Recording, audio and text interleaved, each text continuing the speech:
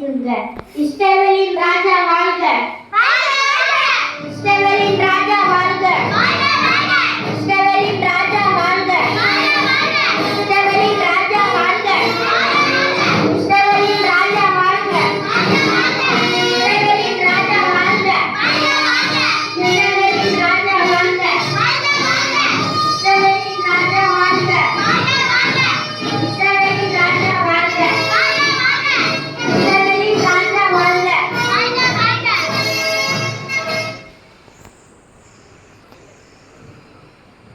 என்ன இன்னும் மெசபேல் ராணி வரவில்லையா? மெசபேல் ராணி வராமல் நான் அரசைக்கு வருவதில்லையே.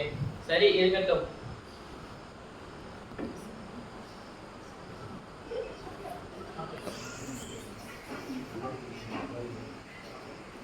ராஜாவே, யூதாவின் ராஜா தங்களை காண வந்திருக்கிறார். அப்படியா? என்ன ஆச்சரியம்? அது சொல். இஸ்ரவேலின் யூதாவின் ராஜா அரசவைக்கு வருகிறார். யூதாவின் ராஜா வாழ்க! யூதாவின் ராஜா வாழ்க! யூதாவின் ராஜா வாழ்க! யூதாவின் ராஜா வாழ்க! யூதாவின் ராஜா வாழ்க! யூதாவின் ராஜா வாழ்க! யூதாவின் ராஜா வாழ்க!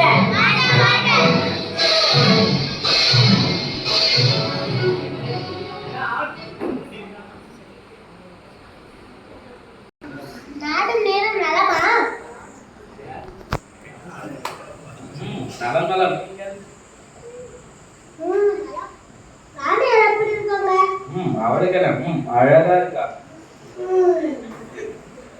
யசோதேன் ராணி எங்க காணோம்? அவ பியூட்டி பார்லர் இருக்கா.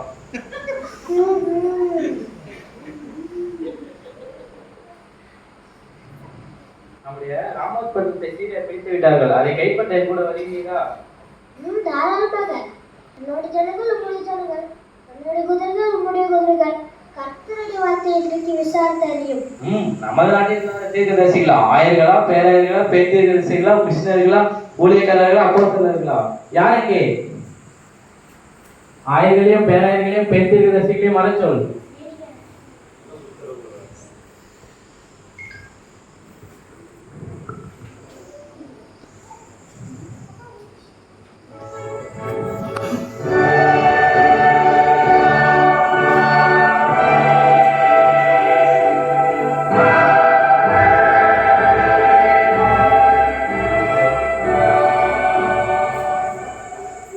ராஜாவே வாழ்க!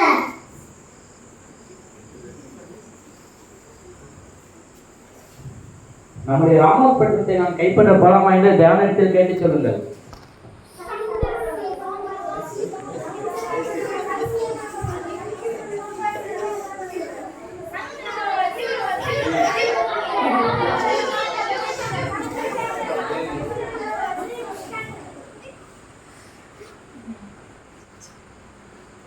நீர் உமக்கு வாய்க்கும். கர்த்தரத ராஜாவின் கையில் ஒப்பு கொடுப்பாராக. பார்த்தீர்களா? பார்த்தேன். கர்த்தருடைய தீர்க்கதரிசி வேற யாரும் இல்லையா? இருக்காங்க.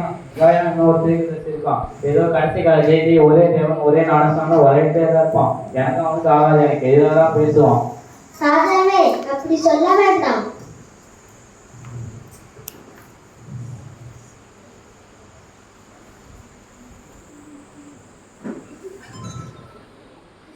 ராஜா வாழ்க! வாசுதேவ என்ன இந்த பக்கம்? எனக்கு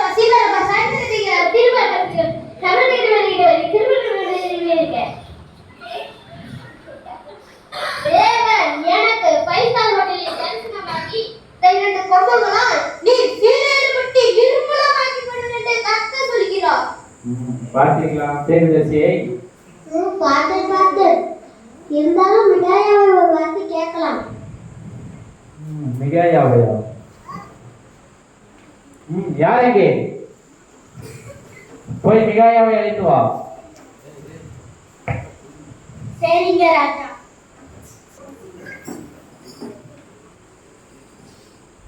மிகாயாவே என்ன படிக்கிறார்? எசபேல் மார்க்கம். ராணி பற்றி குரு சொல்வதே வேலையா போச்சு. நம் ராஜாவும் யூதாவின் ராஜாவும் கீழேத்துள்ள ராமத்தை கைப்பற்ற போறாங்க. அதுக்கு எல்லா தீர்க்கதரிசியும் ராஜாவுக்கு சப்போர்ட்டாக சொல்கிறார்கள். நீயே அதே மாதிரி சொல்லிடு. கர்த்தர் சொல்கிறதே சொல்லுவேன் என்று கர்த்தருடைய ஜீவனை கொண்டு சொல்கிறேன். போச்சு, போறீங்க தெரியாத ஆழியடி. சரி வா போகலாம்.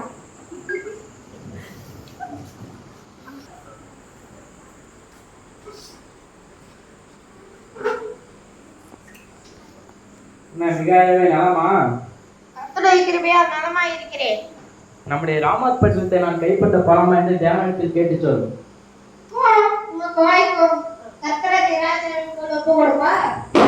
பரமசேனை எல்லாம் அவரிடம் வலது பக்கத்திலும் இடது பக்கத்திலும் இருக்கிறதையும் கண்டேன். அப்பொழுது அவர் ஒருவன் அப்படியும் சொன்னான். அப்பொழுது ஒரு ஆவி புறப்பட்டு வந்து கர்த்தருக்கு முன்பாக நின்று நான் அவனுக்கு பதிலை செய்வேன் என்றது. இதனால் என்று கர்த்தரை கேட்டார். நான் போய் அவனுடைய தீர்க்கதரிசிகள் எல்லாரின் வாயிலும் பொய்யின் ஆவியா இருப்பேன் என்றது. இதனால் கர்த்தர் இந்த தீர்க்கதரிசிகள் எல்லாரின் வாயிலும் பொய்யின் ஆவியை கட்டளையிட்டு இருக்கிறார். கர்த்தர் உன்னை குறித்து தீமையாக சொல்கிறான் என்றான். கர்த்தரோட ஆவி என்னை விட்டு உன்னோட எப்படி பேசும்படி வந்தது? நீ ஒளிந்து கொள்ள உள்ளே அதுவல்ல, அந்த நாள்ல தெரியுமா?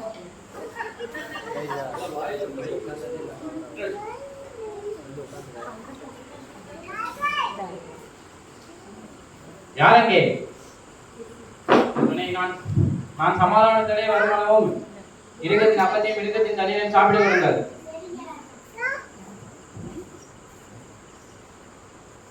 நீ சமாதானத்தோட வருகிறது உண்டானால் கர்த்தர் என்னை கொண்டு பேசினது உண்மை இல்லை. ஜனங்களே நீங்கள் எல்லாரும் இதை கேளுங்கள். நீங்களே இதற்கு சாட்சி. தருகிறோம். இஸ்ரவேல் ராஜா மட்டும் தாக்குங்க. போருக்கு தயாரா? தயார் ராஜா. போருக்கு தயாரா?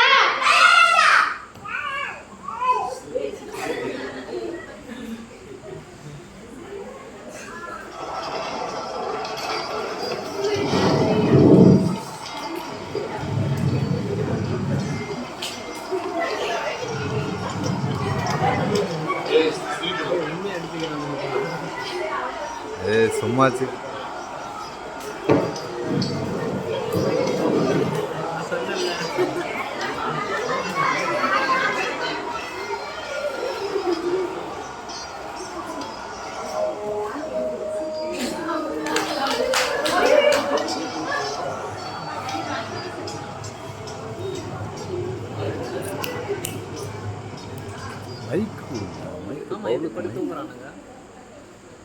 எனக்கு காயம் பண்ணது. என்னை ராணுவத்துக்கு கப்பல் கொண்டு போ.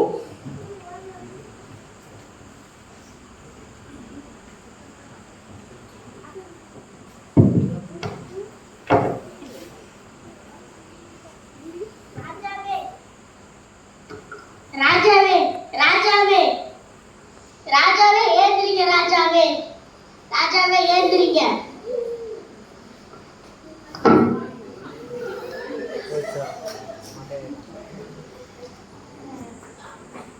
அன்றைய தினம் யுத்தம் அதிகரித்தது. ராஜாவை சீரியருக்கு எதிராக ரதத்தில் நிறுத்தி வைத்தார்கள். சாயங்காலத்திலே அவன் இறந்து போனான். காயத்தின் ரத்தம் ரதத்தின் தட்டிலே வடிந்தது. பொழுது போகும்போது அவரவர் தம் தம் பட்டணத்திற்கும் அவரவர் தம் தம் தேசத்திற்கும் போகலாம் என்று இராணுவத்தில் பறைசாற்றப்பட்டது. அப்படியே ராஜா இறந்த பின்பு சமரியாவுக்கு கொண்டு வரப்பட்டான். ராஜாவை சமரியாவில் அடக்கம் பண்ணினார்கள். அந்த ரதத்தையும் அவனுடைய கவசத்தையும் சமாரியாவின் குளத்திலே கழுவுகிற போது கர்த்தர் சொல்லியிருந்த வாக்கின்படியே நாய்கள் அவன் ரத்தத்தை நக்கினது.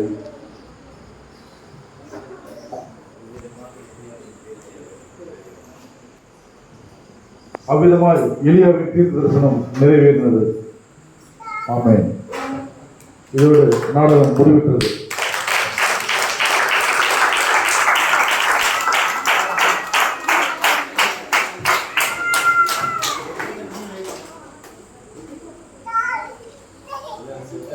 அனைவரும்